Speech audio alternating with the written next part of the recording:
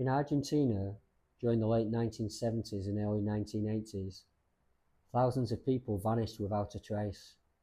There were students, teachers, journalists, activists, taken in the night during what became known as the country's Dirty War. Many were never seen again, but some left behind something even harder to recover: their children. Between 1976 and 1983, Argentina was ruled by a military dictatorship. An estimated 30,000 people were forcibly disappeared, a figure still debated by historians, but universally recognized as a campaign of state terror. Among the disappeared were pregnant women held in secret detention centers. After giving birth, many were executed. Their babies were taken and placed with families connected to or approved by the regime, often with their identities erased.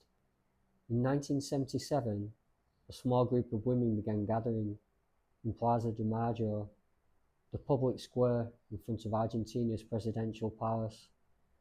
They were grandmothers searching for grandchildren who officially did not exist.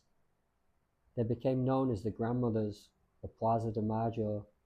Week after week, they marched in silence, photographs of missing sons and daughters pinned to their chests, names spoken aloud in a country where silence had become law. They had no weapons, no political power, only memory and refusal. After democracy returned in the 1980s, the grandmothers pushed for something unprecedented: science as a tool for justice.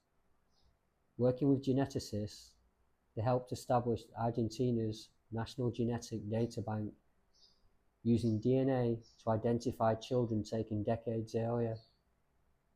It became one of the first large-scale uses of genetic identification in human rights investigations worldwide.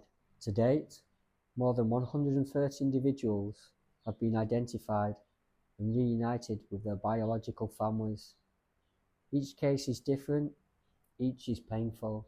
Some welcomed the truth, others resisted it, having grown up believing a different name, a different history, a different family was theirs.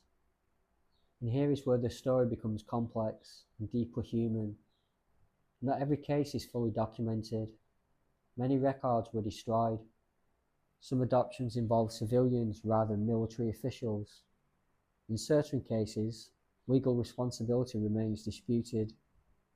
What is not disputed is this: children were taken, identities were erased, and families were left searching for decades. For the grandmothers, the fight was never about revenge, it was about identity.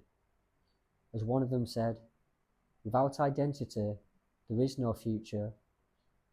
They understood that reclaiming a name can be as painful as losing one, but that truth, even when it hurts, matters. What would you want to know if your life began with a lie meant to protect power? Many of the grandmothers did not live long enough to find their grandchildren. They died still marching, trusting that someone else would continue the search. Today, their movement endures, not as protest, but as persistence.